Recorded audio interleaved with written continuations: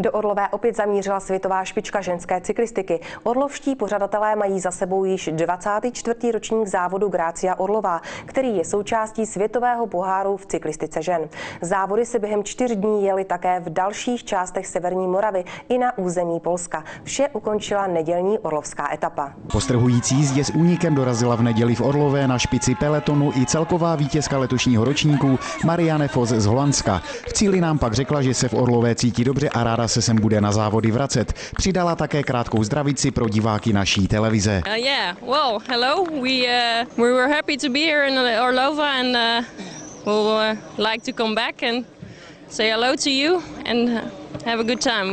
We had it too here in Orlova. Sympatická Marianne měla k dobré náladě několik důvodů. Krom celkového vítězství pozbírala i mnoho dalších trikotů za etapové prémie. Na druhém místě dojela její týmová kolegyně Anémie van Vleuten. Třetí byla Nicole Cooková z Británie. Obě Holanďanky se staly také celkovými vítězkami v závodě týmů. Nejlepší českou závodnicí byla Jarmila Machačová na 38. místě.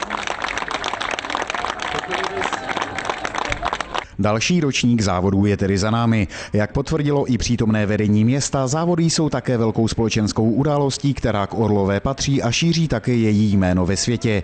Pořadatelé akce si zase váží podpory města a tak symbolický žlutý trikot pro vítěze převzal také orlovský starosta. Já se domnívám, že k Orlové ta Grácie již zcela smysluplně patří, protože 24. ročník to už je skorem tradice velmi dlouhá a myslím si, že ta Orlova nemá tolik sportů nebo sportovní odvětví, ve kterém skutečné zapojení do světového poháru je a tou Grácií tento závod je.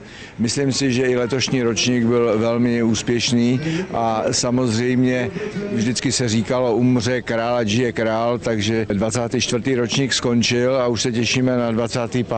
Těšme se tedy na příští rok. Ještě předtím ale bude patřit závěrečné slovo dlouholetému řediteli závodů Miroslavovi Koláčkovi. Letošní závod, nechci to nějak tak, že by byl loňský lepší, letošní horší. Ta kvalita, myslím, že byla na stejné úrovni, akorát, že přijelo míň týmu, ale odhlasili se nám až na poslední chvíli, takže to byl problém, který nás pořadatele zaskočil. A co se týče celé té organizace a vůbec závod těch etap všech, tak myslím, že to bylo na velmi dobré úrovni.